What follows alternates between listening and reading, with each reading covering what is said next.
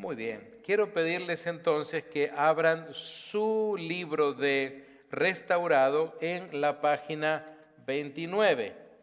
Doy el número de la página porque usted va a encontrar inmediatamente allí un subtítulo, o mejor dicho, el capítulo 2. Así que hoy ya hemos entrado al capítulo 2 de Restaurado. Y el subtítulo dice: ¿Cómo vencer una orientación errónea? Allí comienza entonces en la página 29. Entonces, ahí donde está, vamos a leer juntos a manera de introducción este tema que aparece aquí en el capítulo 2. Dice Neil Anderson que si usted realmente desea experimentar su libertad en Cristo, el primer paso que debe tomar es renunciar la participación, y aclara, pasada o presente, en cualquier actividad y o grupo que niegue la existencia de Jesucristo, empezando por ahí. Que ofrezca dirección a través de recursos contrarios a la palabra de Dios o que requiera ceremonias o pactos secretos. La Biblia nos enseña que el que encubre sus pecados no prosperará, mas el que los confiesa y se aparta alcanzará ¿qué cosa? Misericordia. Renunciar significa abandonar o prescindir de algo o de alguien. El primer paso hacia el arrepentimiento es renunciar, es decir, alejarse de algo y moverse ¿hacia dónde? Moverse hacia otra cosa. Literalmente, nos dice el autor, arrepentimiento significa un cambio de parecer, pero es mucho más exhaustivo en su explicación. Y dice que cuando los fariseos y los saduceos vinieron para que Juan los bautizara, él les dijo: generación de víboras, ¿quién os enseñó a huir de la ira venidera? Haced pues frutos dignos de arrepentimiento. Jesucristo sabía que su arrepentimiento no era completo, refiriéndose obviamente a los fariseos. Ellos deseaban, ¿qué cosa dice el autor? Las bendiciones de Dios, pero no querían hacer ¿qué? Abandonar sus tradiciones, prácticas y su posición ¿qué? Religiosa. Muy bien, esta es la introducción que tenemos aquí. Recuerde que usted entonces va a seguir dando lectura a este capítulo, y lo que yo voy a hacer ahora entonces es ampliar el tema, no a repetir lo que ya tenemos escrito aquí. Y amados míos, entendamos entonces que Neil Anderson nos está hablando también de cómo vencer la orientación errónea.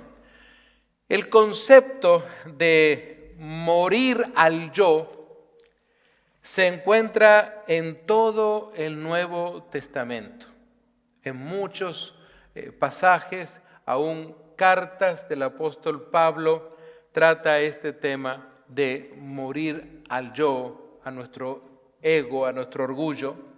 Eso expresa la verdadera esencia de la vida cristiana, porque de eso se trata. No puedo decir que soy un cristiano verdadero, que me considero una cristiana también verdadera, si no he estado dispuesto o dispuesta a haber renunciado, a haber muerto al yo. También esto expresa esa verdadera esencia en la que tomamos nuestra cruz y seguimos a Cristo. Sabemos que el Señor Jesús no estaba hablando de una cruz literal, que alguna vez hubo más de una persona que lo creyó así. Y por ahí hasta hay fotografías de aquellos que alguna vez hicieron una cruz, la montaron al hombro y pensaron que caminando, arrastrando esa cruz por las carreteras llegarían a algo. Pero fíjense en ustedes, volviendo a nuestro libro, ahora vamos a ir a las porciones bíblicas que corresponde, pero en la página 30 habla acerca de la necesidad de renunciar. ¿Por qué? Porque para morir al yo, para morir a mi viejo hombre, al viejo ser humano, es necesario experimentar esto de renunciar al yo. Simplemente leamos la primera parte donde el hermano Anderson dice que la declaración pública, donde dice, yo renuncio a Satanás y a todas sus obras y a todos sus caminos, ha formado parte históricamente de la profesión de fe de la iglesia desde sus comienzos. Así que no crea usted que eso es algo nuevo, inventado por algún pastor de este tiempo. Recordemos que siempre la batalla, la guerra espiritual siempre ha estado presente. Hasta el día de hoy, nos dice el autor, hay muchas de las iglesias litúrgicas que animan a sus miembros a hacer esta profesión pública al momento de la salvación o también a la hora de la confirmación. En la iglesia primitiva, los creyentes literalmente miraban al oeste y hacían esta declaración. Y después miraban al este y declaraban su fe en Dios.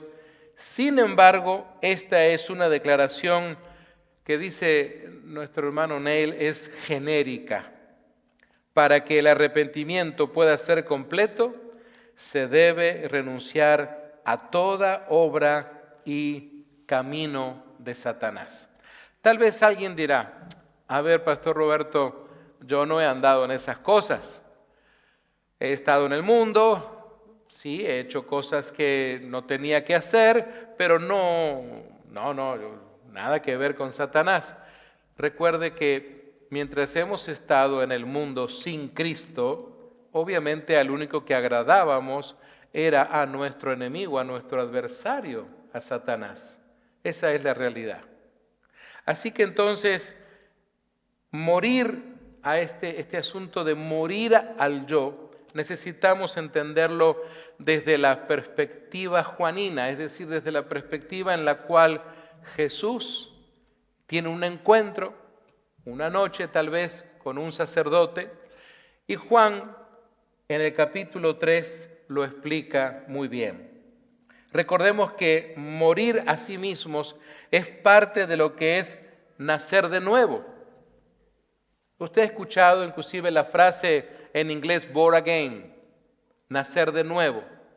Bueno, a ver, no puedo decir que he nacido de nuevo si no he muerto a la anterior manera de vivir, la anterior persona que yo era. Pensemos entonces que el viejo hombre muere y el nuevo viene a la vida. Veamos cómo lo explica el Señor Jesús. Juan capítulo 3, versículos 3 al 7. Yo voy a leer desde el verso 3, pero usted va a notar que hay allí un diálogo, una conversación, un encuentro entre Jesús y un hombre que tenía una autoridad religiosa allí en el Sanedrín, que era un sacerdote llamado Nicodemo. Jesús entonces, ante una pregunta que le ha hecho Nicodemo acerca del nuevo nacimiento, Jesús le dice, y estoy tomando la porción de la Nueva Traducción Viviente, te digo la verdad, hablando a Nicodemo, a menos que nazcas de nuevo, no puedes ver el reino de Dios. Seguramente con unos ojos muy grandes y sorprendido, Nicodemo dijo, ¿qué quieres decir? Exclamó Nicodemo. Y le da una pregunta, ¿cómo puede un hombre mayor volver al vientre de su madre y nacer de nuevo? Y Jesús le contestó, te digo la verdad. Note usted, utiliza la misma expresión y así está en el original griego. Nadie puede entrar en el reino de Dios si no nace de agua y del Espíritu. Y le aclara, el ser humano solo puede reproducir la vida humana, pero la vida espiritual nace del Espíritu Santo. Así que, le dice el Señor Jesús, no te sorprendas cuando digo, tienes que nacer de nuevo. Amados míos, no solo los cristianos nacemos de nuevo cuando llegamos a la salvación, sino que también seguimos muriendo a nosotros mismos como parte del proceso de santificación. Por favor, como estamos en un estudio bíblico, necesitamos entonces reflexionar y pensar, ¿qué parte de mí todavía parece que está renuente a morir? ¿Qué parte de mi persona todavía estoy luchando? Puede ser mi carácter, puede ser mi personalidad, mi manera de pensar, mis reacciones, mis actitudes. Y por favor, no caiga en esa trampa de decir, pastor, no me diga eso a mí, tengo 35 años de venir a la iglesia o 50 años de cristiano. ¿Dónde dice la Escritura que la cantidad de años que estás en la iglesia o la cantidad de tiempo que tienes de membresía en X iglesia cristiana te va a garantizar entonces, a manera de balance, la misma santificación? Es decir, si tienes 40 años de cristiano, entonces tienes 40 años de santificación. Definitivamente no. Porque, amados míos, entonces, ¿por qué se da esas situaciones que siempre se repiten en todas las iglesias? Donde encontramos una persona, de repente, que ha estado mucho tiempo en la iglesia, todo el mundo lo trata de hermano o de hermana, es una buena persona, muy querido, y de repente un día resulta que dice, hoy sí, hoy he recibido a Cristo, hoy he comenzado verdaderamente la vida cristiana. Y tal vez todos lo miran, fulanito, ¿qué estás diciendo? Si te conocemos, hace años que tú estás aquí. Sí, pero nunca había tenido esta experiencia que hoy he tenido. Y estas historias se repiten todo el tiempo, todo el tiempo. A cualquier iglesia que usted algún día visite o hable con el liderazgo, con el pastor, seguramente le va a decir que estas experiencias se han vivido también allí. Así que, amados míos, el asunto de morir a sí mismos es un acontecimiento que ocurre una sola vez y es un proceso de toda la vida. Entonces usted dirá, bueno, a ver, ¿cómo es eso? Ocurre una sola vez, pero es un proceso de toda la vida. Permítame explicar.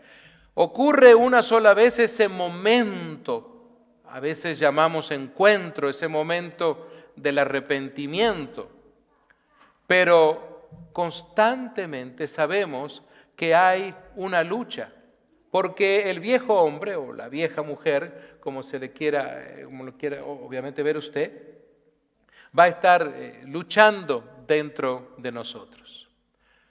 Piense un poco, usted que tal vez tiene años ya caminando con Cristo, ¿no se ha autosorprendido a veces de decir, ¿por qué dije eso?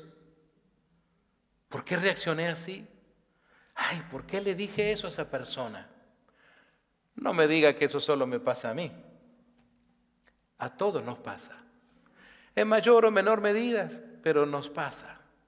Porque eso demuestra que es cierto esta lucha constante. El apóstol Pablo también lo experimentaba. Por eso en casi todas sus cartas toca estos temas. Tal vez con los Gálatas un poquito más, con los Corintios otro tanto, pero siempre lo toca. Y amados míos, Jesús habló a sus discípulos repetidamente acerca de tomar su cruz. Recordemos que la cruz es un instrumento de muerte, pero no estaba diciendo el Señor Jesús, vayan, agarren 2 pedazos de madera, los cortan, los pegan, los unen de alguna manera y se los ponen al hombro y quiero que caminen todos los días con una cruz en el hombro. No era eso. Se trata entonces de tomar su cruz y seguirlo. Y dejó claro que si alguien iba a seguirlo, debía negarse a sí mismo, lo que significaba renunciar a su vida espiritual, simbólica e incluso físicamente si fuera necesario. Esto es tan importante, el asunto de renunciar a qué, me dirá usted. Piense un poco, ¿cuáles son las cosas que le agradan a su carne? Aquellas cosas que su carne le demanda muchas veces. Y usted sabe que tiene que entonces someterse, sujetar eso. La manera de hacerlo es renunciar justamente.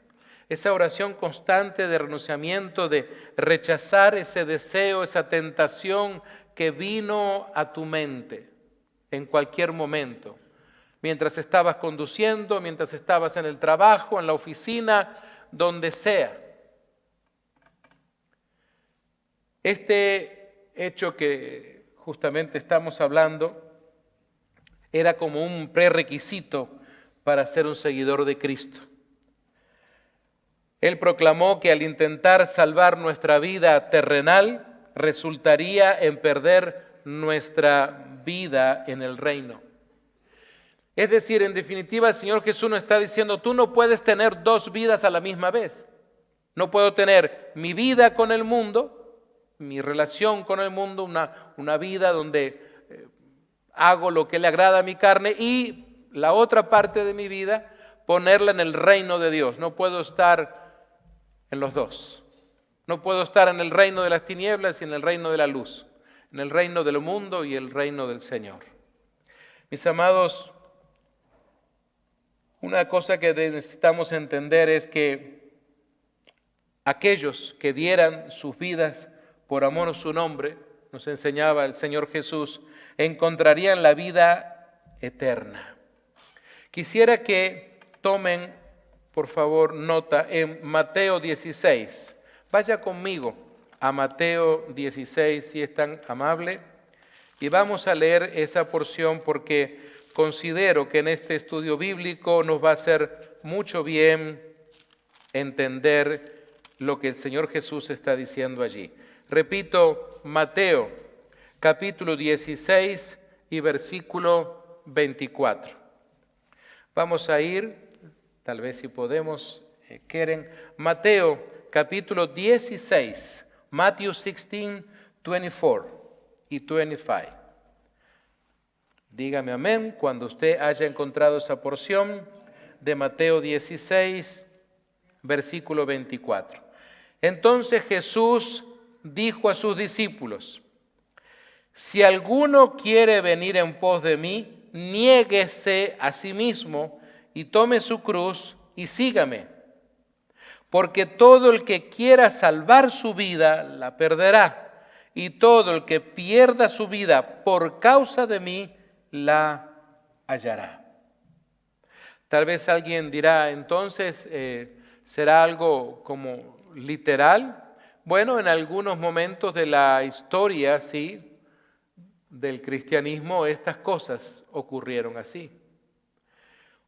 Hoy en día seguramente nadie va a estar buscando de matarle a usted simplemente porque le vean con una Biblia, tal vez. Eso en el Medio Oriente sí, o si usted dice que es cristiana o cristiano. Pero en este país en realidad no ocurre eso. ¿Cómo entonces capitalizamos este pasaje? ¿Cómo contextualizamos esto hoy a lo que nosotros vivimos aquí en California o mis amigos y amigas, tal vez en cualquier otro pueblo o ciudad de Latinoamérica? Pensemos entonces que el Señor Jesús no está hablando de una muerte literal, física, es decir, que usted tenga que necesariamente terminar en el cementerio, como decía mi abuelita, sino de pensar en una muerte a nuestro pecado, esa muerte a nuestro yo, muerte a nuestros deseos carnales, los cuales también el apóstol Pablo habla bastante. Ahora, amados míos, de hecho, Jesús incluso fue más allá al decir que aquellos que no estén dispuestos a sacrificar sus vidas por Él no pueden ser sus discípulos. Tal vez alguien se pondrá serio y dirá, ¿no será que el Señor Jesús fue demasiado lejos? Fíjense el pasaje, la forma en que la Nueva Traducción Viviente lo pone, dice que además, si no cargas tu propia cruz y me sigues, no puedes ser mi discípulo. Se trata entonces de que lo que necesitamos, porque una cruz es para hacer sacrificios, no se hacía ninguna otra cosa, no era para cortar la madera y hacer un barbecue o hacer fogata, siempre era un lugar de sacrificio humano, siempre. Pero en este caso, pensando en que es un lugar de sacrificio, se trata de sacrificar cosas de nuestra vida que definitivamente son un obstáculo para nuestra relación espiritual, nuestra relación con Dios y también nuestra relación con nuestros semejantes. Por ejemplo, si usted trabaja en un lugar donde son varios trabajando, puede ser una empresa, una fábrica, un restaurante, donde sea, donde usted, digamos, tiene que desarrollar su trabajo con más personas, pero suponga que una persona de ese grupo es esa persona que de alguna manera tiene ese carácter tan fuerte, como a veces decimos, que en realidad nos equivocamos porque esas reacciones que usted ve en la persona no es carácter fuerte, es carácter débil. Como tiene carácter débil, no puede someter sus actitudes, sus reacciones, y por eso usted le ve que grita y le habla a la gente fuerte, insulta y dice un montón de disparates. Usted dice, ¿qué carácter fuerte que tiene don fulano? No, don fulano no tiene carácter fuerte, es débil, por eso reacciona así, que no puede sujetarse. Entonces, pensemos, cuando esa persona reacciona de alguna manera, deja, digamos, que salga su ira, usted es impactado, es afectado, aunque usted es un compañero de trabajo, aunque usted trabaje en otra sección, como sea, siempre de alguna manera eso afecta. Donde la persona entonces obviamente no ha pasado por este proceso, pero lo que más nos preocupa, lo que más nos sorprende, que después alguien diga, ¿y eso que es cristiano? Y usted dice, ¿qué? Supóngase que usted es nuevo, tiene un par de semanas que llegó a la empresa, ve la reacción de esa persona y usted dice, wow, ya descubrí que aquí hay uno que es de armas traer. Y encima otro compañero le dice, y si supieras que es cristiano, por mucho tiempo, un gran cristiano. Y usted dice, ¿de verdad? Así que entonces, amados míos, de eso se trata. De sacrificar aquello que no agrada a Dios. Piensa un momento, si tuvieras que escribir ahí en un papelito donde solo tú lo vas a leer, ¿qué escribirías allí? Señor, yo hoy necesito sacrificar mis pensamientos que a ti no te agradan. Señor, hoy yo sacrifico las palabras soeces que a veces salen de mi boca. Señor, yo sacrifico las miradas que muchas veces tengo, o los pensamientos que tengo. Sacrifico el hecho de estar, y hoy somos más modernos, de estar viendo lo que no debo ver en mi celular. Y así, piensa, ¿cuáles son aquellas cosas que tienes que sacrificar en realidad? Usted dirá, no, yo no necesito sacrificar nada, yo estoy bien. Yo estoy bien, pastor. Estoy bien, vengo los domingos a la iglesia, vengo al estudio bíblico, oro antes de comer.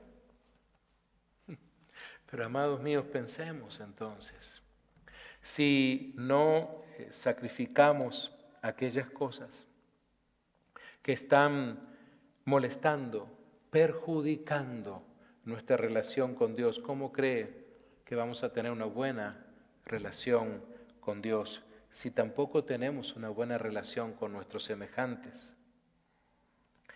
¿Sabe? Cuando pensamos en un momento dado en la ceremonia del bautismo, la gran mayoría de los cristianos que tienen tiempo ya en el Señor han dado ese paso. La ceremonia del bautismo expresa el compromiso del creyente a morir a la antigua forma de vida pecaminosa. En Romanos capítulo 6, versos 4 al 8 nos habla el apóstol Pablo porque habla de un renacer a una vida nueva en Cristo. Y él dice, pues hemos muerto y fuimos sepultados con Cristo mediante el bautismo. Amados míos, gracias a Dios nunca he visto esto y a mí nunca me ha pasado, pero cuando bautizamos a alguien, nadie muere allí literalmente.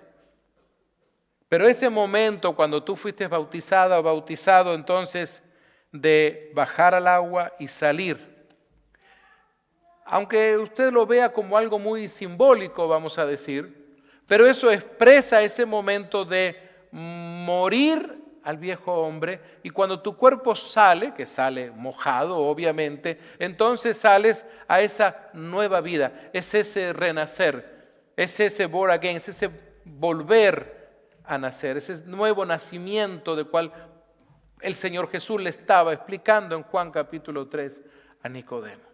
De eso se trata. No es simplemente un capricho de los pastores, de los líderes, del Señor Jesús a través de la Gran Comisión, no, sino de que eso es lo que sucede, para que te acuerdes. El bautismo te hace recordar que tú un día naciste de nuevo. No es de que el viejo hombre queda en las aguas del bautisterio que tenemos por aquí, sino de que es una simbología, pero muy, muy importante. Amados, dado de que fuimos unidos a Él en su muerte, agrega Pablo, también seremos resucitados con Él. Sabemos que nuestro antiguo ser pecaminoso, dice Pablo, fue crucificado con Cristo para que el pecado perdiera su poder en nuestra vida. Entonces, para que el pecado pierda el poder sobre nosotros, sobre nuestro ser, es necesario entonces morir al viejo hombre. Tiene que morir el viejo Roberto para que viva uno nuevo y para que pueda entonces darse lugar también a esa llenura del Espíritu Santo. No puede coexistir el viejo y el nuevo constantemente. Muchos de ustedes se saben de memoria y creo que algunos hasta la pueden contar mejor que yo, la historia que tantas veces compartimos de aquel hombre en Alaska con el perro blanco y el perro negro, aquella historia que el hermano Billy Graham de tanto en tanto en vida compartía en algunas de sus prédicas evangelísticas, ¿no? Donde obviamente el perro que ganaba era el perro que más se alimentaba. Por eso debemos de preguntar, ¿qué estoy alimentando más? ¿Estoy alimentando más mi carne o mi espíritu? Estoy como volviendo a ver si el viejo hombre lo puedo reavivar un poquito. ¿Sí? ¿Lo puedo resucitar? ¿Qué le puedo dar al viejo hombre para que vuelva a despertar? Para que ese viejo Roberto vuelva a despertar. Y obviamente si despierta, va a despertar muy mal, ¿verdad? entonces se trata de que debe de morir. Y el apóstol Pablo en su enseñanza nos dice que esto es algo continuo, algo constante, porque cada día necesito estar controlando esto. Yo recuerdo que estaba mucho más joven de lo que estoy hoy, cuando el hermano Alberto Motesi, en aquellas predicaciones a los jóvenes hace ya muchos años, pero la primera vez para mí fue de impacto porque era la primera vez que yo escuchaba a un predicador diciéndonos a los jóvenes, había centenares de jóvenes en aquel lugar, y él nos decía: jóvenes, cada día ustedes deben de pegarle 6 balazos a su viejo hombre. Yo estaba, ¿cómo? Claro, él lo hablaba de esa ironía, chistosamente, pero luego nos decía, se los digo como un chiste, pero casi que real, porque es necesario. Porque cada día vas a sentir que tus deseos, que tu viejo hombre, tu carne se quiere levantar. Fíjense en ustedes que estábamos mencionando lo que habla Pablo en relación al bautismo, pero en el bautismo cristiano la acción de ser sumergido en el agua justamente simboliza el morir y el ser sepultado con Cristo. La acción de salir del agua representa la resurrección de Cristo. Así que entonces recordemos esto: en el bautismo me identifico con su muerte y con su resurrección. Y amados, es bueno que podamos explicar esto porque tus compañeros de trabajo, tus vecinos, tus amistades tienen todo el derecho de repente a preguntarte: bueno, ¿y tú te bautizaste? Sí. ¿Y qué es eso? Es muy importante que un creyente lo pueda explicar bien. No digas nunca: es parte del ritual de mi iglesia. No. Es que el pastor se le metió en la cabeza que yo me tenía que bautizar. Imagínate el mensaje que le estás dando a la persona. Pero si tú le dices: no, mira, ese fue un día muy especial para mí porque fue el día que fue un acto público donde yo entonces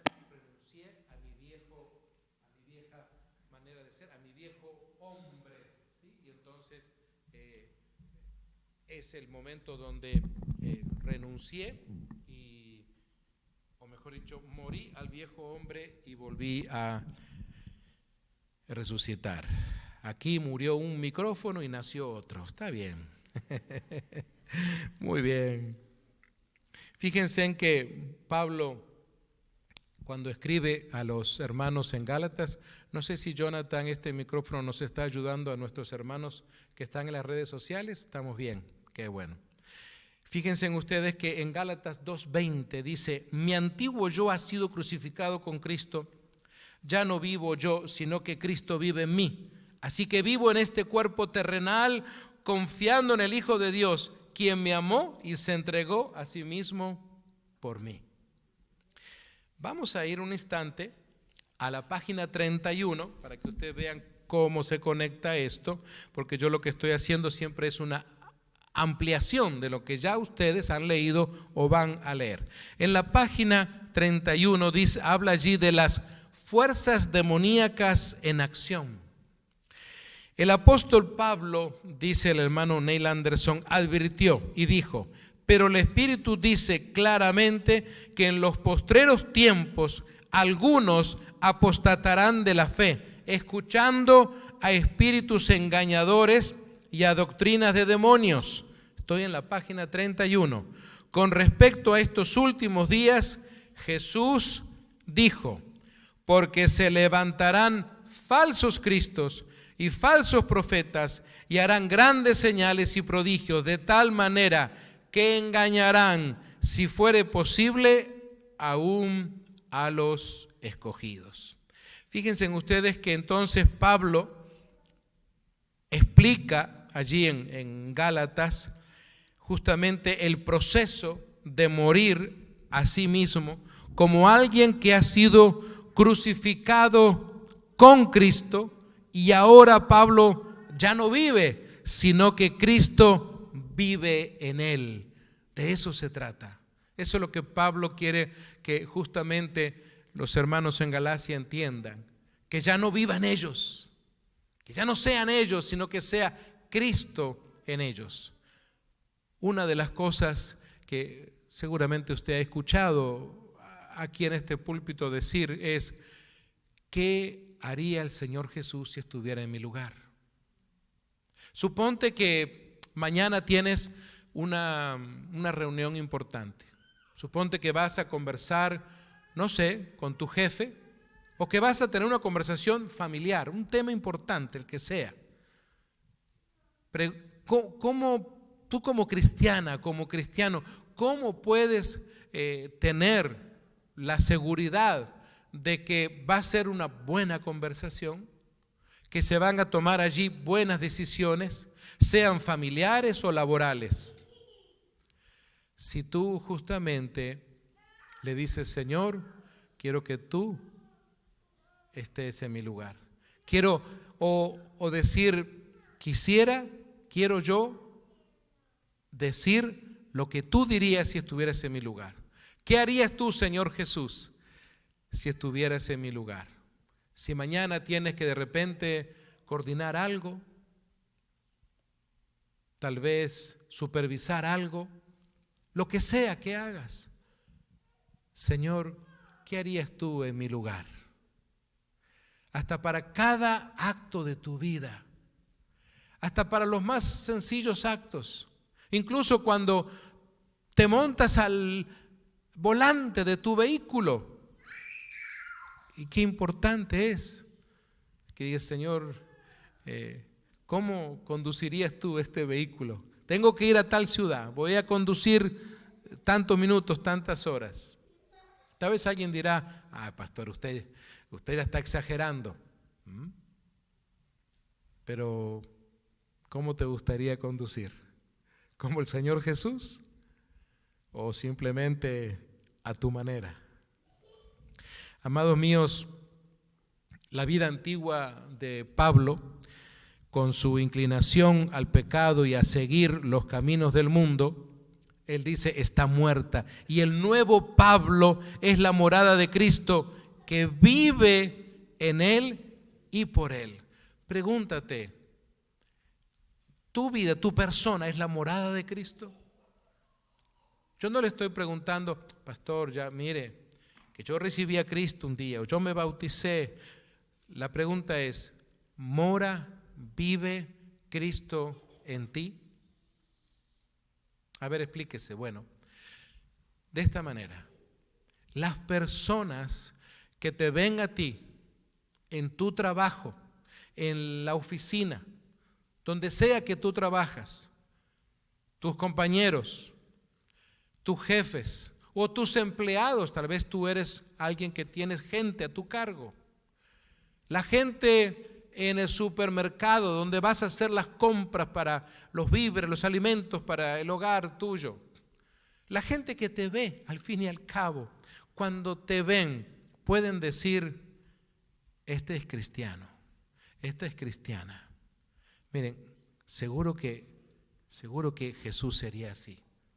Es decir, nuestra manera de actuar y de ser presenta y muestra a Cristo, lo representa en realidad. ¿Alguna vez alguien te paró y te dijo: disculpa, ¿usted es cristiano? Y usted le miró: sí. Me di cuenta. Porque de repente le observó a usted, no sé, en el supermercado, donde sea, y la persona le dijo: yo lo sabía. Eso habla entonces, ¿verdad?, de quién es usted. Y claro, obviamente, te guste o no te guste, la gente te observa. Usted dirá: ay, que no me gusta que la gente me mire. Bueno, ¿qué le vamos a hacer? Usted no puede evitar, usted no puede ponerle un antifaz a la gente. La gente te va a mirar donde sea, en cualquier parte. El asunto es si brillamos o no brillamos para Cristo. Fíjense en ustedes, amados míos, que justamente Pablo por eso dice en Gálatas 5:24: pero los que son de Cristo han, y note usted cómo entonces vuelve y recalca este tema. Estamos hablando justamente de este renunciamiento, ¿verdad? Y dice, pero los que son de Cristo han crucificado la carne con sus pasiones y deseos. Qué interesante, es como si Pablo entonces enfatizara un poco más lo que el Señor Jesús ya le había dicho a los discípulos, de tomar su cruz, de morir a sí mismos. Y ahora agrega dos cosas: pasiones y deseos. Todos nosotros somos expuestos a nuestras pasiones, a nuestros deseos.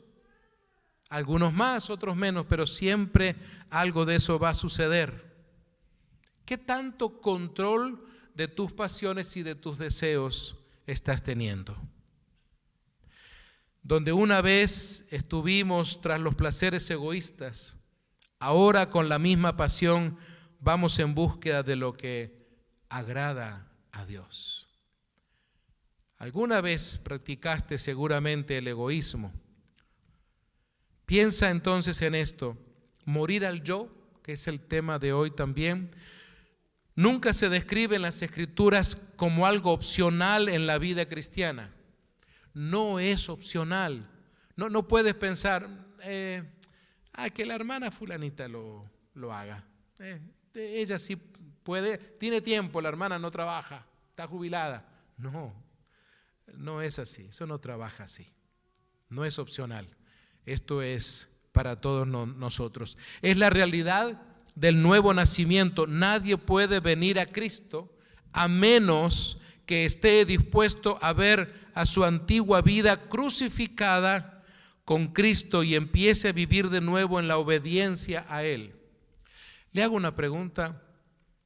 ¿En algún momento ha llegado a pensar y decir, qué interesante, me gusta la decisión que tomé, me gusta la actitud que tuve en este momento de mi vida, porque antes sin Cristo yo no hubiera pensado así, antes sin Cristo yo no hubiera hecho eso? Déjeme tal vez darle una sugerencia, porque a veces escucho a algunos cristianos que hacen mucho alarde de su vida pasada. No es necesario. Si supieras quién era yo sin Cristo, y empiezan a hablar y pueden estar horas hablando de su vieja vida. No es necesario. No es necesario que hables de todos los desastres que hiciste. No es necesario. Lo que sí es necesario, que hables ahora del nuevo ser y de Cristo que ahora mora en ti. Eso sí es necesario. La gente, tal vez usted dirá, es que yo lo hago para que se queden impresionados. Más vale que le hables de lo que Cristo ha hecho en ti que lo que tú eras antes. De veras, es mucho más importante. Va a ser mucho más impacto eso, y especialmente que eso esté apoyado por la realidad. Amados, el tiempo yo sé que apremia, pero es la realidad del nuevo nacimiento. Nadie puede venir a Cristo a menos que esté dispuesto a ver a su antigua vida crucificada con Cristo y empiece a vivir de nuevo en la obediencia a Él.